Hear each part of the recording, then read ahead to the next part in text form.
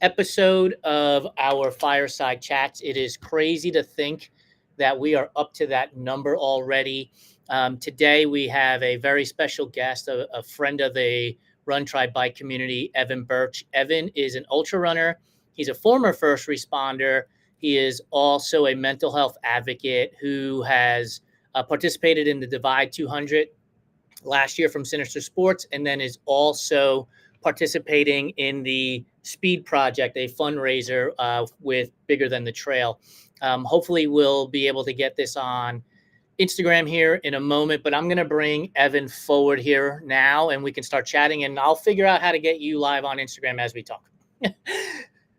Evan, how are you? Hey, Jason. Good. How are you doing today? I am fantastic. I really can't thank you enough for joining me today on our Fireside Chat. This is our 96th edition, and it's crazy to think that we are at this point now because this was a thing that Ohm and I just kind of threw out there, and we were like, maybe we should try this one day and see if it works, and it did. And so now we're thrilled with where we are at and being able to have you as a participant on our show. So with that, all of that being said, I want to dive into your past as a first responder and kind of learn from you. How did you get started in that world?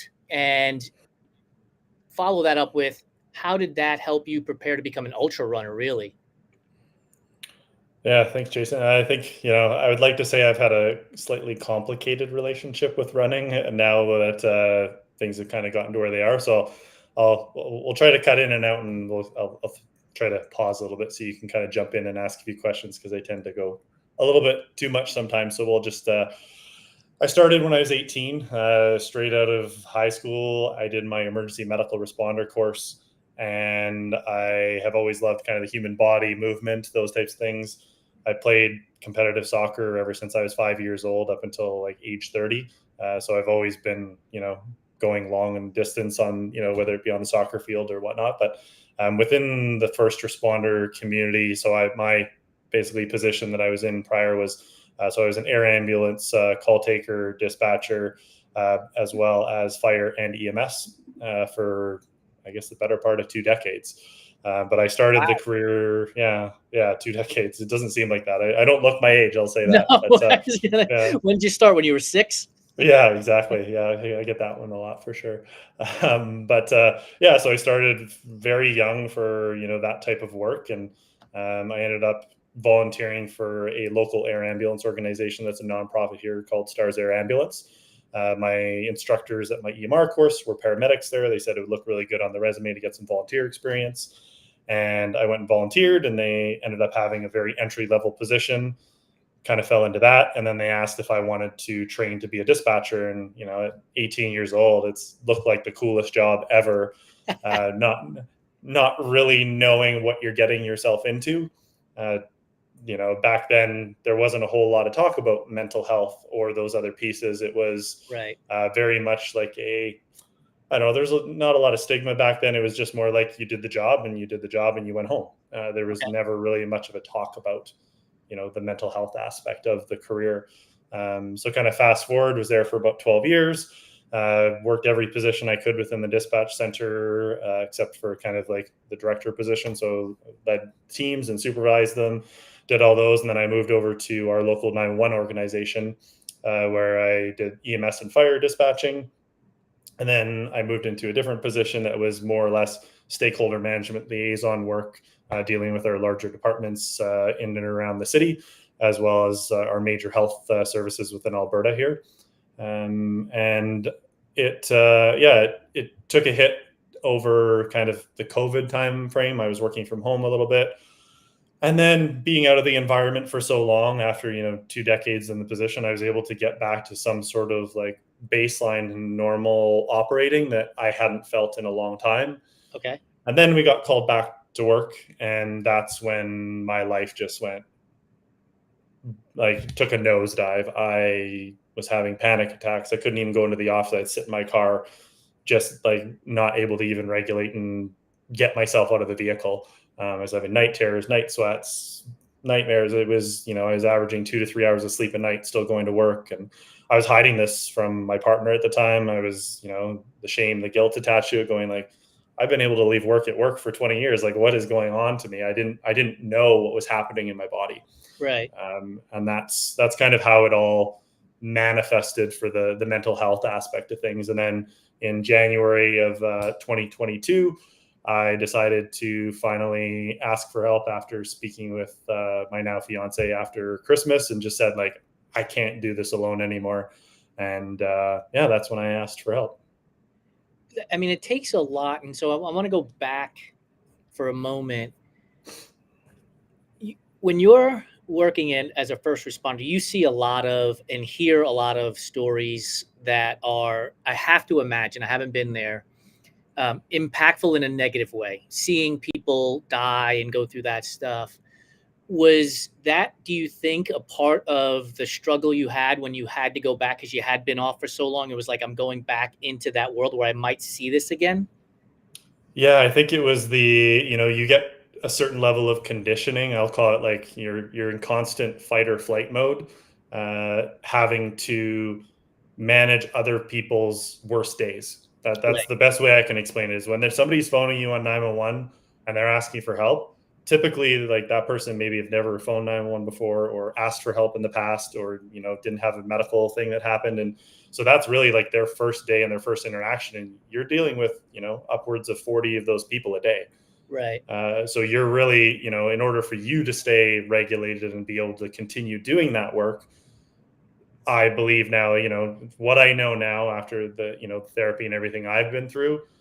Back then, I wouldn't be able to say this, but you really have to take care of yourself. And if you don't, the way that I explain it is, I taught myself how to not feel in order to help everybody else through their worst days. So I basically, at my own expense, I was helping everybody else, neglecting myself in the process. And I'm going to ask this question twofold. So we have a comment on Instagram from Jeremy Dutton who said, that's awesome that you asked for help. It takes so much courage to do that. When you did ask for help finally, was there a part of you that thought to yourself, I could have been better previously had I been able to take care of myself so that I can take care of the people on their worst days? Yeah, and I think that's the thing I'm realizing now, after having, had countless hours of therapy and treatment and healing, and understanding that if I had been given those tools at the outset of my career, could things have been very different? Yes. I mean, it's one of those ones where it's like, I don't know what would have happened, because I didn't choose that path, or that path wasn't there for me. But I am recognizing the fact that, a lot of people in the first responder world, police, fire, EMS, whatever that is, the tools aren't necessarily there. Like, there's education and things that are being given now by a lot of organizations, but the hands-on, like, here's how to do breathing exercises. And, I'm going to be a group of people, teaching them how to do breathing exercises. I joke about saying, what would happen if you walked into a dispatch call center, and between calls everybody's doing breath work and actually like regulating themselves and bringing themselves to like some sort of normalcy in order to help people, and at the same time not give themselves up at the same time. Because I think, I don't want to say everybody is in that boat, but I think there's a lot of people that are either ashamed or afraid because they haven't recognized it in themselves yet. And that's a really hard place to do it, especially when you've taught yourself like to not feel. You don't know how to feel. You don't know what, like, what is this in my body? I don't recognize this feeling. That's what happened to me. I didn't know or recognize what was actually happening until I went and asked for help. And I'm like, a week later, I'm diagnosed PTSD, depression, anxiety. And I'm going like, what do you mean? Like, I left work at work for Right. like, I couldn't even see it in myself, because I had like, it's like a horse with blinders on, where I wasn't willing to look at it myself, because it was easier to deal with everybody else's pain and trauma Right. than manage my own. I have so thankfully, we did a story on Isaac Kenyon, and Mm-hmm. we've had your story, and Reed Burrows has told his story. And that's given me the confidence to talk about the disordered eating problem that I faced and continue to face. I've got an imposter syndrome article that I'm in the midst of working on that um, impacts me on my mental health as well. I have you guys to look at who are coming forward to say, hey, here's the stuff that we should be talking about, especially for men. Breaking that silence is difficult. Did you have somebody who was out there talking about it and you were like, okay, if they're doing it, I can? Or what was the stimulus to get you to say, I want to talk about this? I'm going to go seek help and I want to talk about it. Yeah, you know what? There's a couple of first responders. I probably I'll just kind of leave their names out of it, and another person who's actually been in the running world with me as an ambassador for one of the brands that I work with as well, who was very vocal about her experience.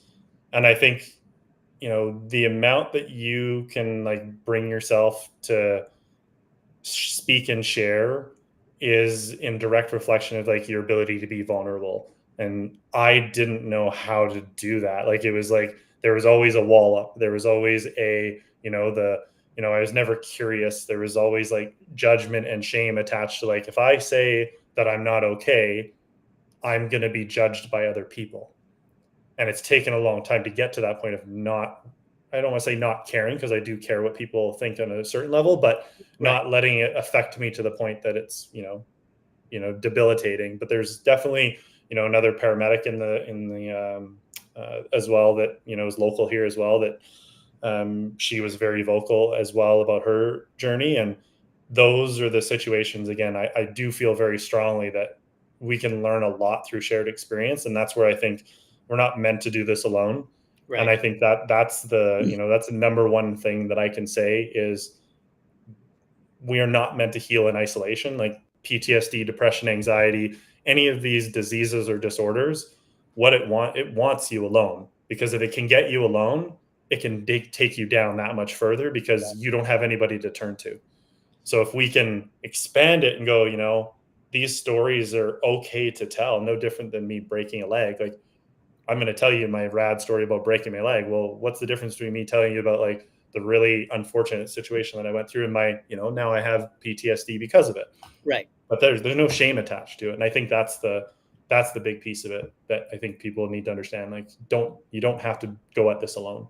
Yeah. And Jeremy makes a good point. He said, seeing others go through this and handle it helps show everyone it is okay to go get help and help bring yourself out of it.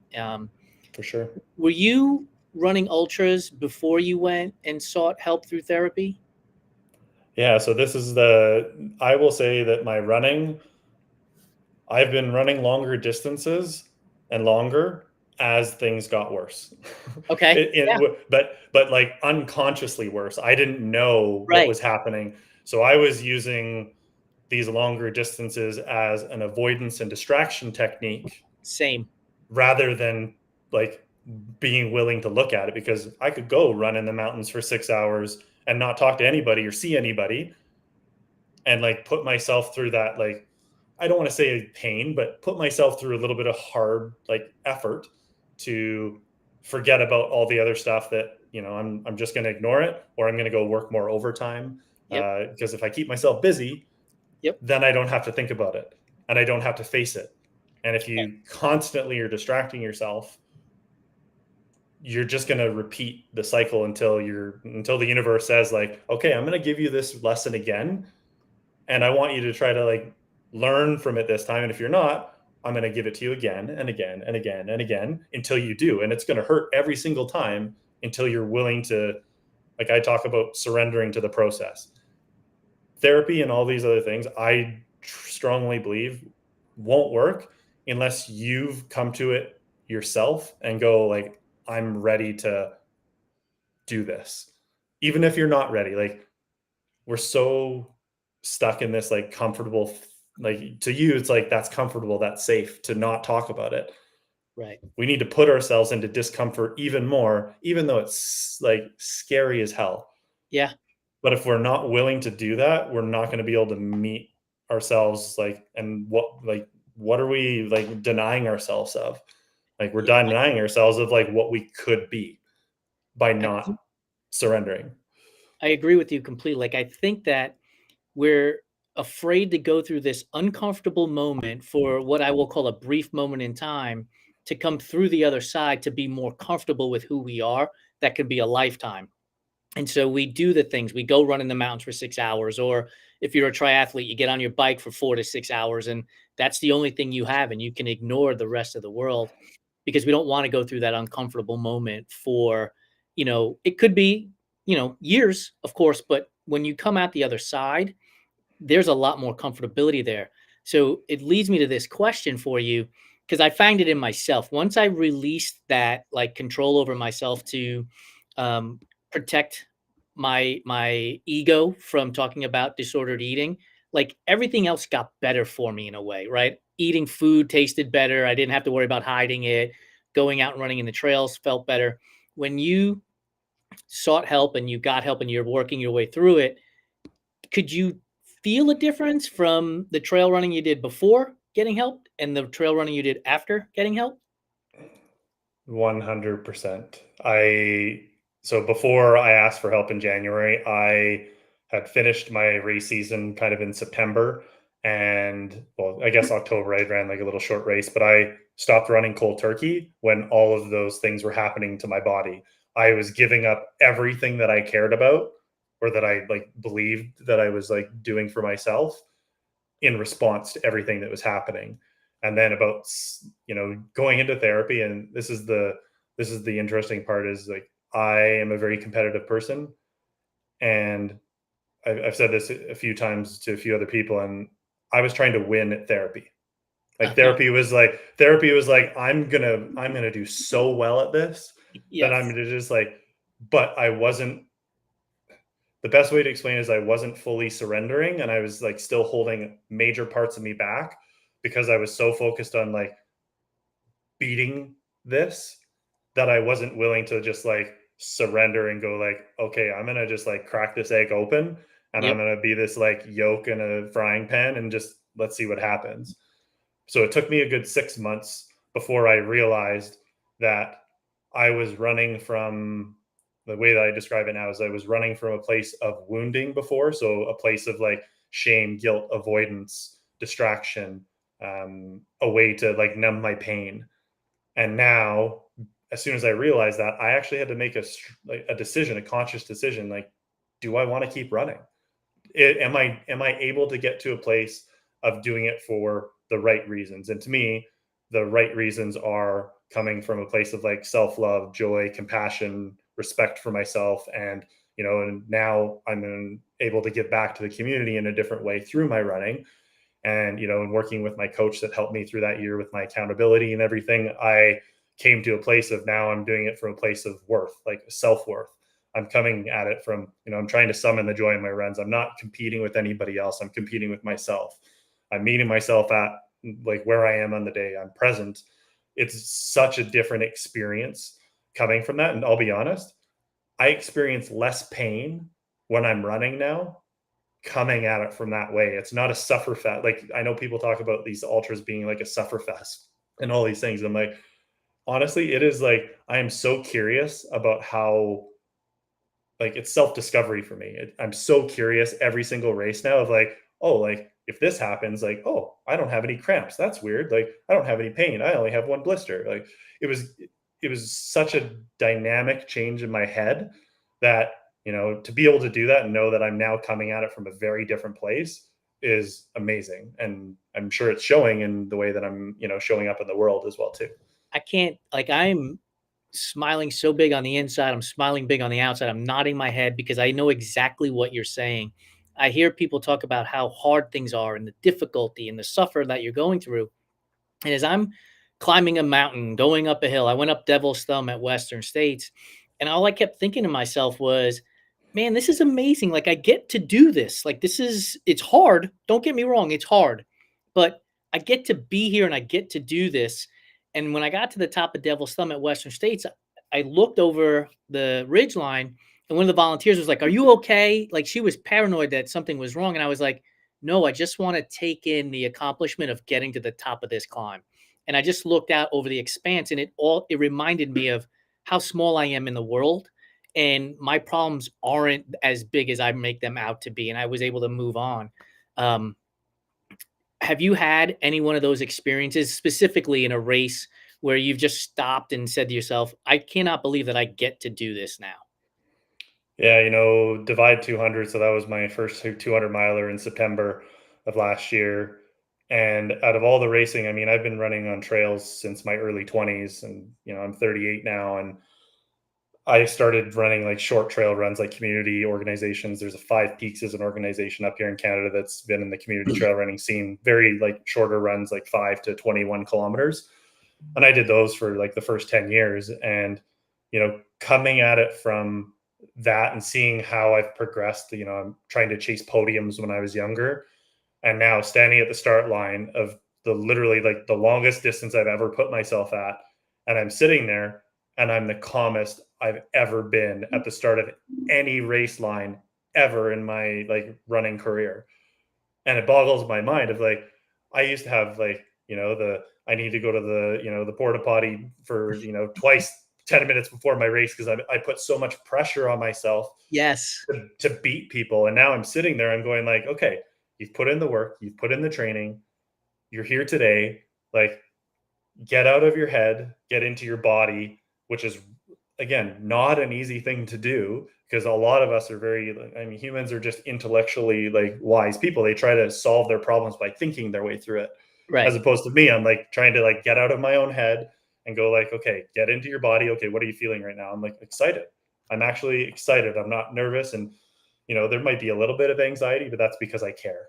Right. It's not because I'm like nervous about the race. It's I actually care about this so much that there's like that hint of anxiety that's actually good anxiety because it means that you give a shit about something. That's right. And I think that's the flip. So I'd say that's my moment where it was just, it just came together. I was like, oh, like I'm meant to be here. Like I'm exactly where I'm supposed to be. So why pick a 200-mile race? Why not a 100-mile race? Why not a fast 50 where you can get that sort of same pain, shall we say, from running hard for 50 miles or 50K? Why a Hmm. 200-mile race? Yeah, it's funny because people even talk about like some of the fundraising stuff I had done. They're like, you can like run a marathon and still fundraise and probably fundraise the same amount.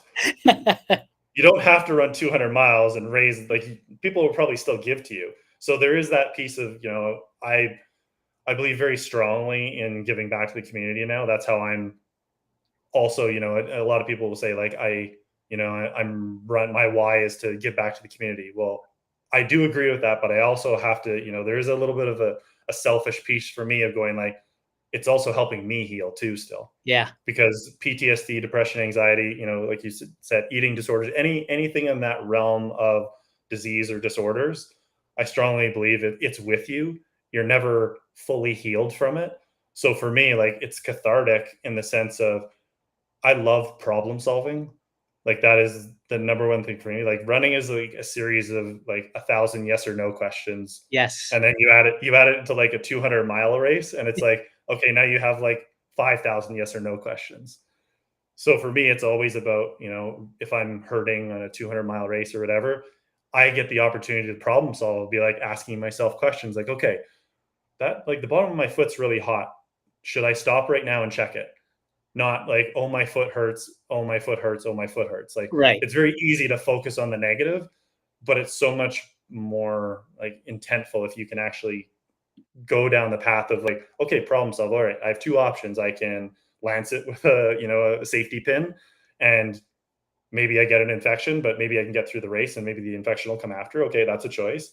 I Right. can push through it and hope it just pops on its own, or I can quit. Right? Like there's choices, and I There are think that's the options. thing. It's all a series of choices, Yep. and that's really what it comes down to. Is like that's what it is. It's a series of yes or no questions of what are you willing to do.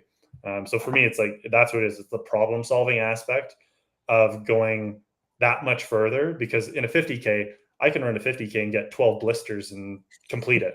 Right.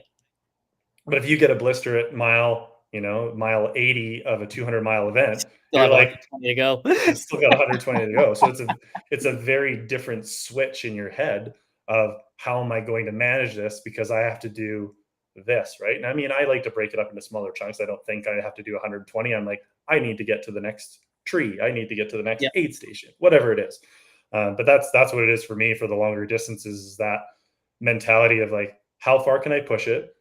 what am I capable of? And really, like, that 200 miler to me is like, all of this is learning for me. And I believe that these are the types of things that I can take into the real world as well and translate those into business, into my own career, into whatever I do. It's all problem solving, it's all learning. But I think it's transferable and applicable across the board. 100%. Did you have a sleeping strategy for the Divide 200? I sure did. Yeah. How well did you stick to it? I stuck to it very closely, actually. Because I obviously 20 years of emergency services and doing shift work for 16 years of that time. I worked 2 days, 2 nights for 16 years, 4 on, 4 off, 12-hour shifts. So when you talk about like the ability to be sleep deprived, plus throw having, I have two girls, age 6 and 9. So I also had kids during that time. So you throw in shift work and babies, Yeah. and your ability to manage like running on little to no sleep is incredibly strong. So for Divide 200, I had a plan to sleep at, there was kind of two major aid stations, about, I think they were about, 130 kilometers apart between the two. So I was going to sleep 90 minutes at the first one, which was about 130 kilometers into the race. So it was going to get me through the first 24 hours, no sleep. Yep.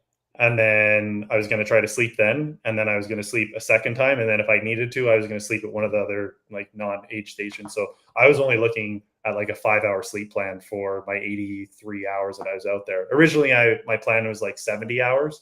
So I went about 12 hours over what I was supposed to. But, we all go in with a plan and an intention in our head of what we want to do. But yeah, sleep deprivation for me, like I actually tried to sleep at that aid station, slept for 15 minutes. That's all I could, because I was just so jacked still. Like Yeah. my body was like, let's keep going. And I didn't actually sleep 90 minutes until 44 hours in. Wow. See, And then, yeah.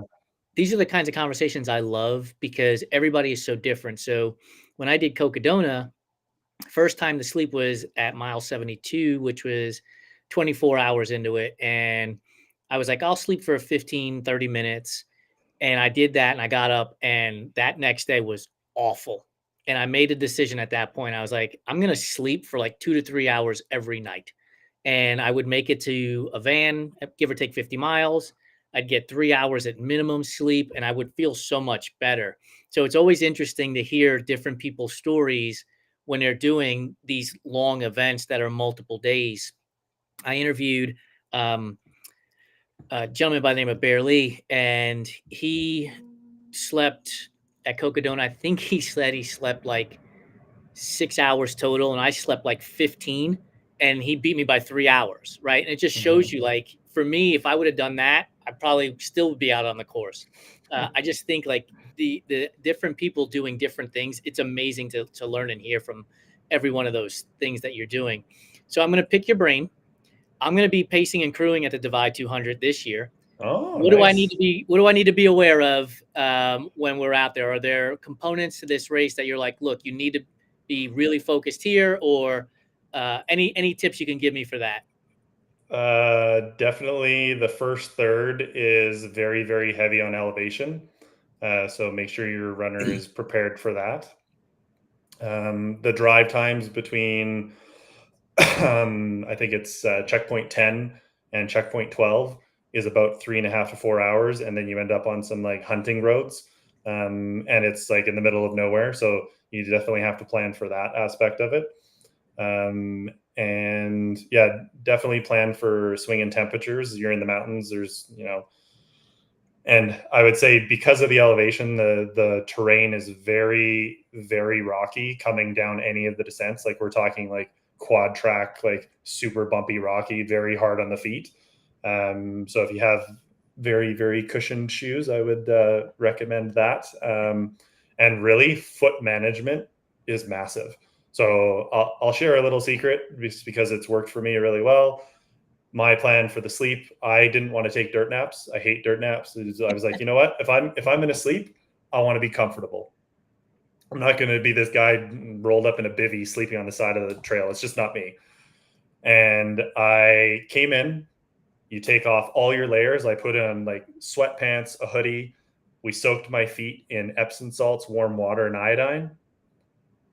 take your feet out, dry your feet off, put some rubbing alcohol on them to dry your feet out, crawled into the back of the car, eye mask, music on, slept for 90 minutes solid, came back out, put on all new layers, new socks, new shoes. And that's what we did to manage my feet. And the only reason I ended up with one awful blister is I used an older pair of socks that I knew I shouldn't have used, and it folded over just underneath Oh, my foot, under my foot pad. And just, I saw the bottom of my foot and it was getting worse and getting worse. And I'm like, that's it. I walked away from the Divide 200 with one foot pad blister, and that is it. so I'm with you. Like when I got in the van, totally changing the sweatpants, different shirt, put on all new gear the next day. Um, and I only had one blister myself, and it was coming down Mount Eldon. So I think at the top of Mount Eldon at Cocodona, you have about 9 miles to go. So I had already gone through 241 miles with no foot issues whatsoever. But the pitch on the Jeep road was so steep that your foot is just hammering to the front, and that caused a blister on my foot. Otherwise, I probably would have had zero blisters for 250 miles because I took my socks off, put new socks on every Yep. single day, and had no issues. It's definitely, foot management is the biggest thing in those longer races. 100%. If that is the only thing you focus on, and your crew is aware of that, they may have to wash and massage your feet. Like, Yeah. that's just Again, what you're signing up for, as crew. Like that. well, we just talked about that one, the small moment of uncomfortability for long moments of comfort, right? As a crew Yeah. member, if you got to wash somebody's feet for 30 seconds, that's all you're doing over Mm-hmm. the course of 3, 4, 5 days. So it's, Yeah. it's okay to give that up. Yeah. You'll be better friends at the end of it. Yeah. So I want to jump into now the big event for you this year, which is the Speed Project Mm-hmm. through Bigger Than the Trail. Talk to us about that. How can we here with the Run Try Bike community help you with your project? Yeah, so I'll tell you about. So the Speed Project is an unsanctioned race. It's not affiliated with Bigger Than the Trail. That's just the organization that I'm an ambassador for, that I'm raising funds on behalf of. So Speed Project is a kind of an underground race. There's two components to it. There's a solo component for the crazies, and then a relay component for you can have a certain number of people. They call it like the OG crews, or 6 people minimum, 2 females racers, and then you can build it to however you want. Like, I think last year they had one team of a group of guys that ran 1 mile each for 300 miles. Oh, And wow. they were just the 5-minute miles, every single person. And they would just rotate through, stop the RV, rotate through, stop the RV, like just like going. So really, if you have, 10 to 15 guys, that's only like 30 miles. So you have to run 30 hard 1 miles every, hour and a half. Right. So it's just different mentalities. But to get into what I'm doing, so the solo aspect of the race is you kind of apply. So it's similar to it's one of those ones where, in order to apply, you kind of have to know somebody who did it to ask to get the application to be able to apply for it. So it's kind of, once you're in the community and people, you can apply for it. And they're really looking for people who have a story to tell and are really about the run community. And it's really about connection and coming together as a group of runners and doing it for kind of like that, the joy of it and the right reasons. With it being an unsanctioned event, there's no spectators, there's no official start or finish. It starts in LA on March 25th at 4 a.m. from Santa Monica Pier. And I like to say, it's like those choose your own adventure books that you used to read as a kid. Yeah. So you create your own route. The only rules are, you're not allowed to run on the interstate because it's actually illegal in most states, and you're not allowed to commit a crime.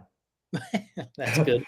So so you basically create your own route, as long as you're not blocking traffic. Stops will be at like McDonald's or a gas station or whatever it is. And really, so my crew is going to be my RV driver, who's a really good friend that I worked with for 20 years. He's not a runner. He's just going to be Mr. Chauffeur and massage therapist for me. I have my fiance, Cassie, who's going to be the crew chief, and maybe we might get a bike and have her jump on. I have 2 pacers who actually finished Divide 200 last year with me, who have agreed to come and run as much as they possibly can to support me. So I'm not running by myself. And then, so alongside that, I have a film crew coming out. We're filming a second documentary. So I'll drop Awesome. that here, which I haven't been kind of telling a lot of people about, and it's going to be really interesting to work with this crew of people, and I'll tell more about it as we kind of move forward, but I'll just drop that right now. And yeah, the biggest piece of this race for me is not only about giving back, it's about, kind of pushing my edges and seeing what's capable, because 482 kilometers approximately. And what I'm doing is, instead of just doing a flat rate donation or anything like that, you can still do that. But I'm asking people to donate based on my kilometers. So per kilometer, kind of like that old, if you ever did jump rope for heart as a kid, and, that's the way that I'm describing it. And really, I'm trying to make it as accessible as possible for people to be able to donate and be a part of the journey. So it's as little as 1 cent per kilometer. US dollars, because I'm running it through an organization called Pledge It, which is nice because the platform doesn't take any fees, which is That's very rare great. for a lot of platforms. So Yeah. the idea is, anybody who wants to donate to it, I'll obviously give you all the links to be able to share with everybody. But I launched the fundraising in my website yesterday for it, so I'll provide all those links. And That'd be yeah, great. just having everybody be a part of it and be able to give back in a different way through my running, and running with a purpose, also pushing my own self and helping myself heal even further, because that's a big piece of it for me too, is what hard things can I do if I'm coming at it from a very different place now, and how different will that feel for me, after running the divide that way and then now doing this. It's pretty incredible to see the outpouring already from the people sharing everything that I've been putting out. And, the run community is incredible. And, the number of people that have reached out saying like, me too, or my story, I love seeing your content because it reminds me of, my story, and I'm willing to talk about it now. Or I've gone to seek counseling because of, what you're talking about. Like, those are the things for me that are so much more important, which is why, like, I believe every donation, whether you can only give 1 cent per kilometer or you're a company and you can give $1 per kilometer, every donation is equal in my eyes. Yeah. Um, and I have a lot of the brands that I'm working with, they're kind of chipping in some donations. So anybody who does pledge, we're going to be doing some giveaways through that as well too, just to kind of encourage a little bit of people to join into the incentive for that. So I'm excited. I'll be announcing that. I got to keep the steam going for 4 weeks. So Yeah. you know what it's like fundraising. You got to keep the steam going.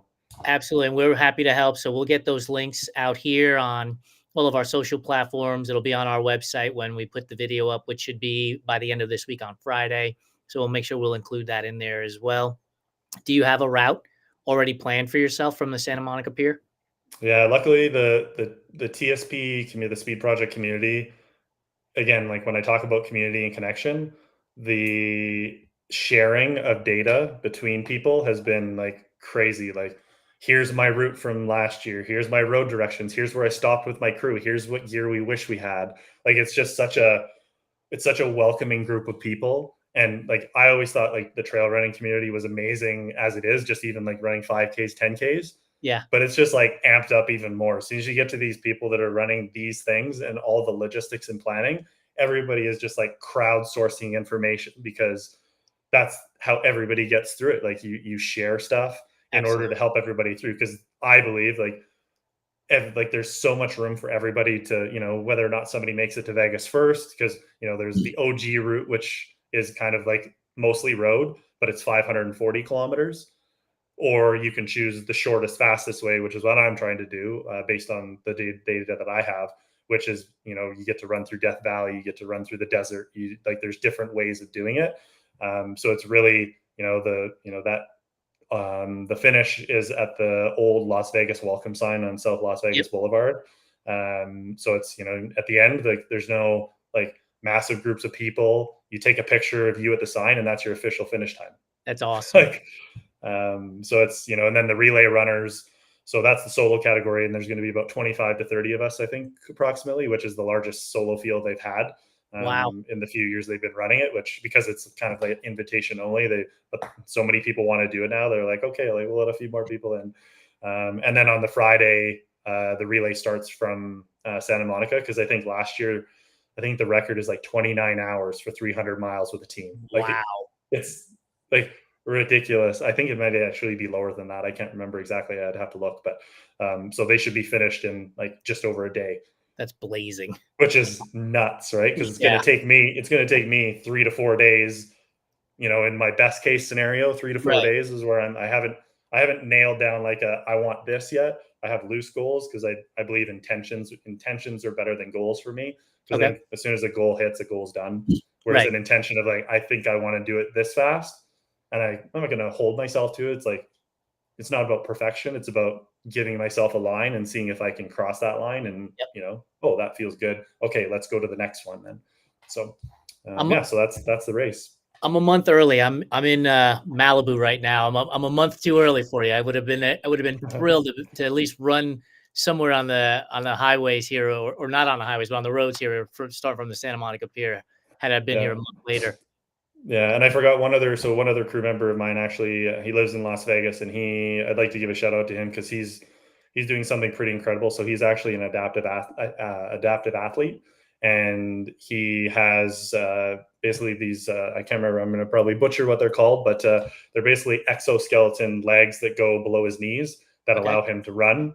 And he's actually trying to be the first person to run an ultra, not during this event, but this year, using this new technology that is allowing him to run and not be in a wheelchair. What's his name? So his name is Scott Davidson. Yeah, he's just an incredible person. He's been so welcoming. He's going to help with logistics and planning and stuff. So he's going to come and join me for some time out there too, which is pretty amazing. Like the number of the people that I've met through running, and even these last 2 years of my healing and everything, I wouldn't be where I'm at and giving back and raising these funds had I not experienced what I did.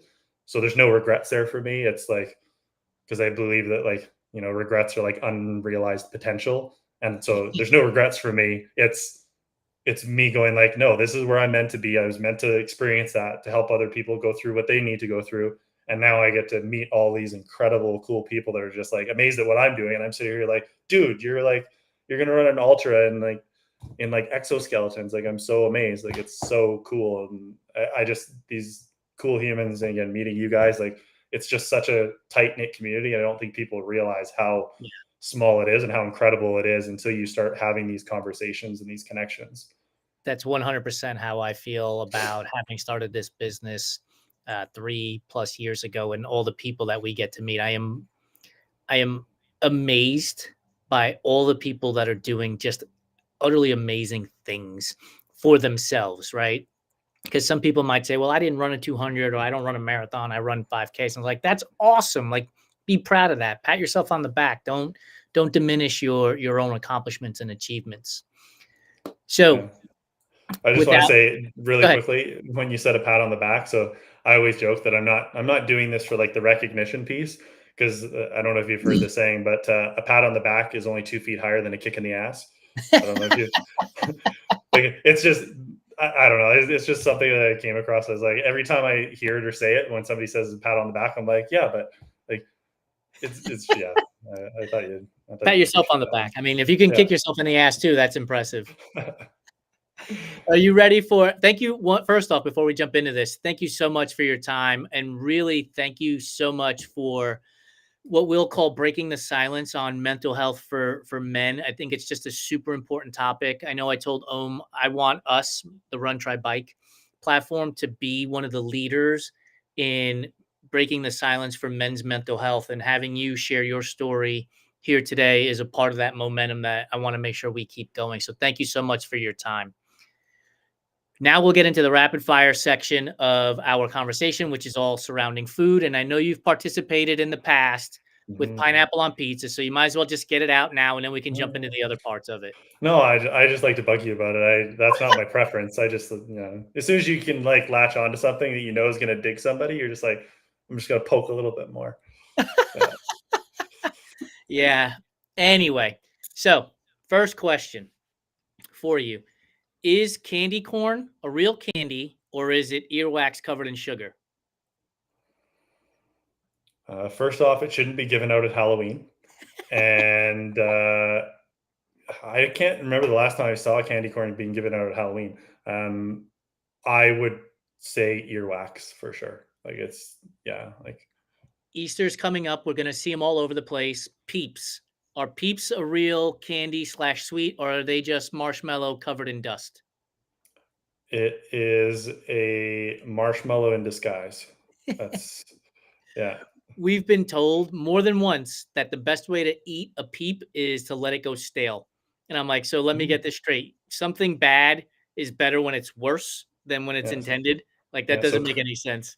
crunchy marshmallow, that just sounds wrong. Like So yeah. speaking of marshmallows and s'mores, are you charcoal briquette style marshmallow or slightly toasted style marshmallow?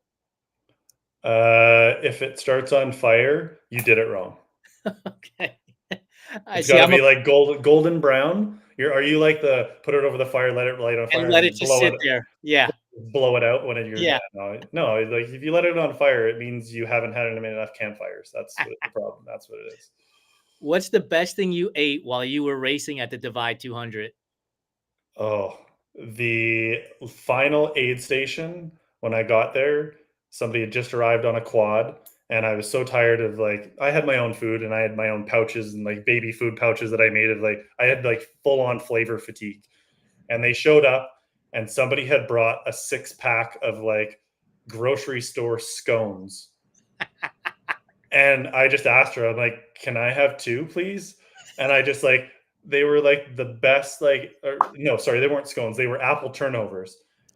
And honestly, it was like heaven in a package. I was just like, I could have taken the whole package with me because it was one of those ones like it's the flavor fatigue that really gets you if you're just eating Yeah. bars and gels and all the same thing all the time. You're just like, I want something different.